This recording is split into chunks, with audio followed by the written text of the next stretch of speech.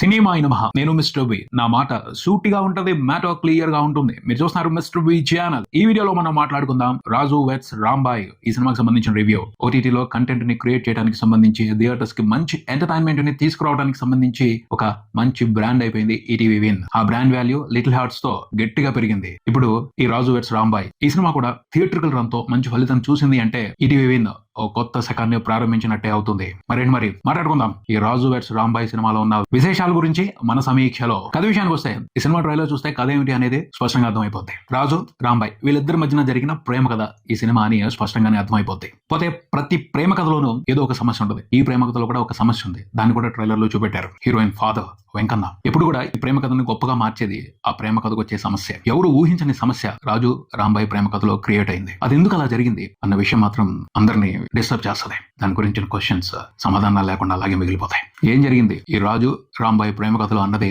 On screen మీద చూసి తెలుసుకుంటేనే బాగుంటది. విశ్లేషణ విషయానికి వస్తే రియల్ ఇన్సిడెంట్స్ ఆధారంగా ఈ సినిమాని తీసాం అని దర్శకుడు వేణు ఒడుగులా చెప్పారు. ఆయన ఈ సినిమాకి నిర్మాత, వన్ ఆఫ్ ది ప్రొడ్యూసర్. 15 సంవత్సరాల క్రితం కనుమరుగైపోయిన ప్రేమ కథని ఈ సినిమా ద్వారా అందరికీ చూపిస్తాం, ప్రపంచానికి చూపిస్తామని వేణు ఒడుగులా చెప్పారు. నిజంగా అంత గొప్ప ప్రేమ కథ ఇది. మాట్లాడుకుందాం. మూవీ టీం ప్రమోషన్స్ లో భాగంగా మరాఠీలో వచ్చిన సైరత్ మూవీ లాగా ఉంటది, ప్రేమిస్తే మూవీ లాగా ఉంటది అని చెప్పుకొచ్చారు. నిజంగానే ఆ సినిమాల్లో ఉన్నటువంటి గొప్పతనం ఈ ప్రేమ కథలో కూడా ఉందా? ఎస్, ఉంది. సైరత్, ప్రేమిస్తే ఇలాంటి సినిమాల వరుసలో రాజు వెట్స్ రాంబాయ్ సినిమా కూడా ఉంటది. సైరత్, ప్రేమిస్తే మూవీల్లో కథ వేరు, నేపథ్యం వేరు, పాత్రలు వేరు, కానీ ఎమోషన్ ఏదైతే ఉందో అదే రకమైన ఎమోషన్ ఈ రాజు వెట్స్ రాంబాయ్ మూవీలో కూడా ఉంటది. ఓపెన్ గా చెప్పేసుకుందాం. ముందు ఈ విషయం గురించే చెప్పాలి. సైరత్ మూవీలో క్లైమాక్స్ డిస్టర్బ్ చేస్తుంది, ప్రేమిస్తే మూవీలో క్లైమాక్స్ డిస్టర్బ్ చేస్తుంది. అదే మాదిరి రాజు వెట్స్ రాంబాయ్ మూవీలో కూడా క్లైమాక్స్ డిస్టర్బ్ చేస్తుంది. ఎందుకు ఇలా జరిగింది? గుండె తరుక్కుపోద్ది, ఇలా జరగకుండా ఉండాల్సింది అని ఎన్నిసార్లు అనుకుంటామో, గుర్తొచ్చిన ప్రతిసారి ఆ బాధ గుండెల్ని మెలిపెడతానే ఉంటది. లక్కీగా నేను 2 రోజుల ముందలే ఈ సినిమాని చూడటం జరిగింది. ఆ 2 రోజుల నుంచి కూడా ఆ ఎమోషన్, అక్కడ జరిగిన అన్యాయం నన్ను హంట్ చేస్తానే ఉంది. ఆ దారుణాన్ని అర్థం చేసుకున్న తర్వాత సమాజం మీద, మనుషుల మీద, మానవత్వం మీద కోపం వచ్చేసింది. ఎందుకు ఇలా జరిగింది అని. అది ఇప్పటికీ వదిలిపెట్టి పోట్ల. రాజు వెట్స్ రాంబాయ్ వాళ్ళిద్దరి మధ్యన స్వచ్ఛమైన ప్రేమ ఉంది. అమాయకులు వాళ్ళు. అలాంటి వాళ్ళకి ఇలా ఎందుకు జరిగింది ఈ ప్రశ్నకి ఎవరు సమాధానం చెప్పట్ల. జరిగింది ఇది అని మాత్రమే చూపించారు. వాళ్ళ ప్రేమ కదా, వాళ్ళ ప్రేమ, వాళ్ళు కలిసి ఉండడం ఒక క్యారెక్టర్ కి నచ్చలేదు. ఆ క్యారెక్టర్ దారుణమైన నిర్ణయం తీసుకుంది. మనుషులు ఇంత దారుణంగా ఎలా ఆలోచిస్తారు? ఆలోచన వచ్చింది సరే, దాన్ని అసలు అమలు చేసేయటం ఏమిటి? కొంచెం కూడా కనికరం లేదా అని ఎన్నిసార్లు ఆలోచించుకుంటున్నా దానికి సరైన సమాధానం దొరకట్లా. బాధ మాత్రం అలాగే ఉండిపోయింది. ఆ బాధ వదిలిపోవట్లా.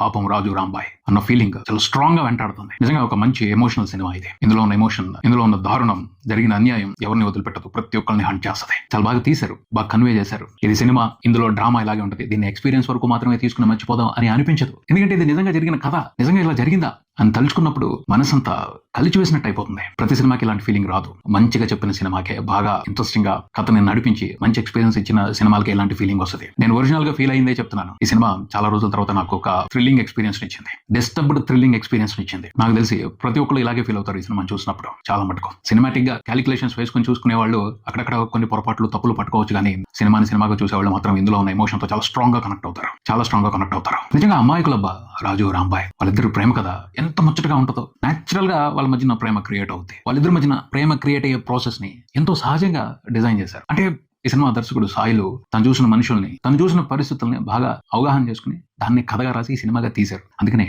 అంత సహజంగా ఈ సినిమాలో కథ నడుస్తూ ఉంటది. పాత్రలు రియలిస్టిక్ గా ఉంటాయి. యాక్టింగ్ చేస్తున్నట్టు ఉండదు, వాళ్ళందరూ కూడా జీవిస్తున్నట్టు ఉంటది. అంత బాగా చేశారు, అంత బాగా చేయించుకున్నారు. అంత న్యాచురల్ గా జరుగుతున్నప్పుడు ఆ పాత్రలు ఖచ్చితంగా కనెక్ట్ అవుతాయి. ఆ పాత్రలో ఉన్న ఎమోషన్స్ అన్ని కూడా అందరికీ కనెక్ట్ అవుతాయి. సో రాజుని రాంబాయ్ని ఇష్టపడతాం, వాళ్ళ ఎమోషన్ తో కనెక్ట్ అవుతాం. మంచి ప్రేమ కదా. వాళ్ళ మధ్యన ప్రేమ ఎలా పుట్టింది, అది ఎలా బలపడింది, దానికి సంబంధించిన డీటెయిల్స్ చాలా ఇంట్రెస్టింగ్ గా ఉంటాయి. వాళ్ళిద్దరు ప్రేమలో అన్ని ఉన్నాయి. అన్ని రకాల అచ్చట్లు ముచ్చట్లు ఉన్నాయి. రొమాన్స్ ఉంది, మరొకటి నాట్ రొమాన్స్ ఉంది, కోపతాపాలు ఉన్నాయి, విరహం ఉంది, ఎడబాటు ఉంది, వేదన ఉంది, రకరకాల పరీక్షలు. అన్ని పరీక్షలు దాటుకుని వాళ్ళు డిసైడ్ అయ్యారు, ఎస్ మనం ఒకరి కోసం ఒకరం అనేసి. ఆ తర్వాత కలిసి ఉన్నామంటే పరిస్థితులు కలిసి రాలేదు. నేను చాలా సార్లు విన్నాను, డెస్టినీకి మించిన పవర్ఫుల్ విలన్ వేరొకరు ఉండరు అని. ఎస్, ఈ సినిమాలో కూడా డెస్టినీ దారుణమైన విలనిజం పాత్రను పోషించింది. రియల్ గా జరిగిన కథలకు మించిన థ్రిల్లింగ్ స్క్రీన్ ప్లే ఇంకొకటి ఉండదు. అది మనం రాయలేము, చాలా మంది రాయలేరు. వాస్తవంగా జరిగే కథలే మనం ఊహించిన విధంగా ఉంటాయి, మనం మతి పోగొట్టేస్తాయి. అలాంటి కథే ఈ రాజు వెట్స్ రాంబాయ్ సినిమా. క్లియర్ గా అర్థం అవుతుంది. తనకు బాగా తెలిసిన కథనే చాలా స్పష్టంగా, వివరంగా చెప్పాడు ఈ సినిమా దర్శకుడు సాయిలో. చేయాల్సిందే. తను కూడా ఒక స్టేట్మెంట్ ఇచ్చాడు, చూసాను నేను, బాగా అనిపించింది నాకు. అలాంటి వాళ్ళ గురించే చెప్పడం వచ్చు, ఆ కథలు రాయటమే వచ్చు. అమాయకంగా ఉండేవాళ్ళు, వ్యవసాయం చేసుకునేవాళ్ళు, ఆటో తోలుకునేవాళ్ళు, ఇలాంటి వాళ్ళ కథలే నాకు తెలుసు, వాటినే రాస్తాను, వాటినే తీస్తాను అని చెప్పాడు. Very good. మనకు బాగా తెలిసిన కథలనే ఎఫెక్టివ్ గా, ఇంపాక్ట్ఫుల్ గా చెప్పగలుగుతాం. ఆ విషయంలో సాయిలో డేరింగ్ మెచ్చుకోవాలి. ఆయన చూసి చాలా మంది ఇన్స్పైర్ అవ్వాలి. మంచి కథలు, అద్భుతమైన కథలు అలాగే పుట్టుకొస్తాయి. అలాంటి డేరింగ్ యాటిట్యూడ్ నుంచే పుట్టుకొస్తాయి. బాగా తీసాడు చేశాడు మంచి కథ. ఈ సినిమాలో చాలా న్యాచురల్ గా ఉంటాయి సిచ్యువేషన్స్ అన్నిటి. మంచి మంచి సీన్స్ ని డిజైన్ చేశాడు. ఒక సీన్ ఉంటుంది, హీరోయిన్ ఫోన్ ఎత్తట్లేదని డైరెక్ట్ గా ఆ అమ్మాయి ఇంటికి వెళ్ళిపోతాడు హీరో. ఆ సీన్ ని ఎంత బాగా తీశాడు. ఆ తర్వాత హీరో కోసం అతని ఇంటికి వెళ్తుంది హీరోయిన్ సెకండ్ హాఫ్ లో.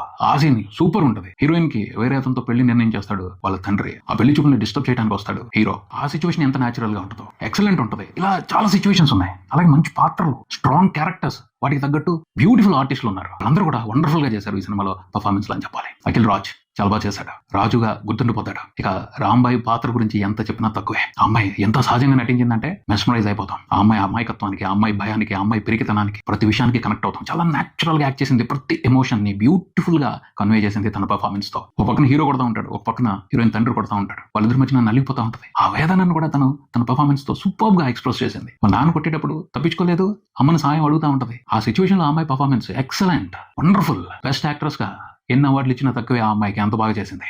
ఎక్సలెంట్ యాక్ట్రెస్ దొరికిందనే చెప్పాలి తెలుగుకి. తెలుగు అమ్మాయి మంచి యాక్ట్రెస్. తమిళకి పంపించేయకూడదు, ఆ అమ్మాయిని మనమే ఆపుకోవాలి. ఆ అమ్మాయికి మంచి పాత్రలు ఇచ్చి ఇక్కడే ఉంచుకోవాలి. అంత ఎక్సలెంట్ గా చేసింది ఈ అమ్మాయి. తేజస్వీరావు కమిటీ కుర్రోళ్ళు మూవీతో తెలుగు తెరకు పరిచయం అయింది. దర్శకుడు యదువంశీ ఫైండ్ ఈ అమ్మాయి చాలా బాగా చేసింది ఈ సినిమాలో. ఎక్సలెంట్ గా చేసింది. రాంబాయి పాత్రకి ప్రాణం పోసిందని చెప్పాలి. నిజంగా రాంబాయి అలా ఉంటుందో లేదో తెలియదు, కానీ ఆ పాత్రకు సంబంధించిన అన్ని ఎమోషన్స్ ని చాలా సహజంగా ఆన్ స్క్రీన్ మీద చూపెట్టింది ఆ అమ్మాయి. తేజస్వీరావు వెల్ డన్ అంతే. తర్వాత ఇంకొక పవర్ఫుల్ క్యారెక్టర్ ఉంది ఈ సినిమాలో, చైతన్య జొన్నలగడ్డ. హీరోయిన్ ఫాదర్ గా చేశారు. ఆ క్యారెక్టర్ కూడా చాలా వైవిధ్యమైన పాత్ర. ఆ పాత్రలో ఎమోషన్ చాలా ఇంట్రెస్టింగ్ గా ఉంటుంది. ఆ పాత్రలో చైతన్య గారి పెర్ఫార్మెన్స్ కూడా మెచ్చుకోవాలి. ఆయన సూపర్ ఎక్స్పీరియన్స్ ఇచ్చారు సినిమా చూస్తున్నంత సేపు. వండర్ఫుల్ పర్ఫార్మెన్స్ తో మెస్మరైజింగ్ ఎంటర్టైన్మెంట్ ఇచ్చారనే చెప్పాలి. ఆయన మీద పిచ్చ కోపం వస్తుంది, ఒక పక్కన జాలేస్తా ఉంటుంది. బట్ కొన్ని క్యారెక్టర్స్ అలాగే ఉంటాయి. ఆ క్యారెక్టర్ డిజైనింగ్ బాగుంది, పర్ఫార్మెన్స్ అయితే అల్టిమేట్ ఉంటాయి.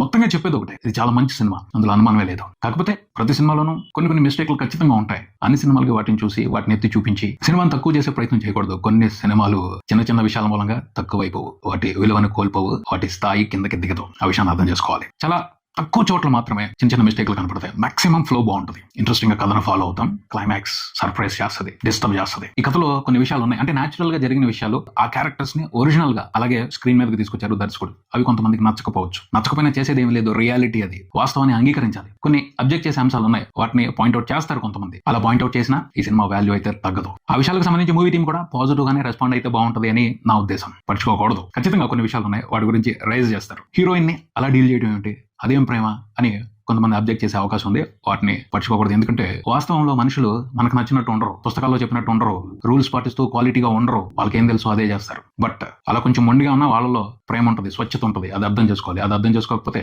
ఎవరు ఏం చేయలేరు. ఓవరాల్ గా అయితే మాత్రం చెప్పేది ఒకటే, ఇదో మంచి సినిమా. ప్రతి ఒక్కరిని ఆకట్టుకునే ఎంటర్టైన్మెంట్ ఈ సినిమాలో ఉందనే చెప్పాలి. ఆలోచింపచేస్తుంది. ఖచ్చితంగా ఈ సినిమా ఆలోచింపచేస్తుంది. మనుషులు ఎలా ఉండకూడదు అన్న విషయాన్ని, మనుషులు కఠినంగా పంతంతో ఉంటే జీవితాలు ఎలా బలైపోతాయి అన్న విషయాన్ని ఈ సినిమా డిస్కస్ చేస్తుంది. ఇంట్రెస్టింగ్ గా, హృదయంగా బాధ పెట్టే విధంగా. ఈటీవీ విన్న టీమ్ తప్పన కనపడుతుంది. సినిమాకి వాళ్ళు బాగా మెరుగుపడుతున్నారు. సక్సెస్ వచ్చే కొద్దీ ఇంకా మంచి సినిమాలను తీసుకొస్తున్నారు. ఈ ప్రాసెస్ ని కంటిన్యూ చేయాలి, మంచి కంటెంట్ ని తీసుకురావాలి, యంగ్ టాలెంట్ ని ఎంకరేజ్ చేయాలి. All the best. ఫైనల్ గా చెప్పేది ఒకటే, ఈటీవీ విన్ మరొక మంచి సినిమాతో మరొక హిట్ కొట్టడానికి వచ్చింది. ఇది ఇక్కడికి మరో వీడియోతో మళ్ళీ కలుద్దాం. ఈ వీడియో మీకు నచ్చితే లైక్ చేయండి, మీ ఫ్రెండ్స్ తో షేర్ చేసుకోండి, మీ అభిప్రాయాన్ని కామెంట్ చేయండి, ఈ ఛానల్ ని సబ్స్క్రైబ్ చేయండి. నేను mister B, keep watching mister B channel. Thank you.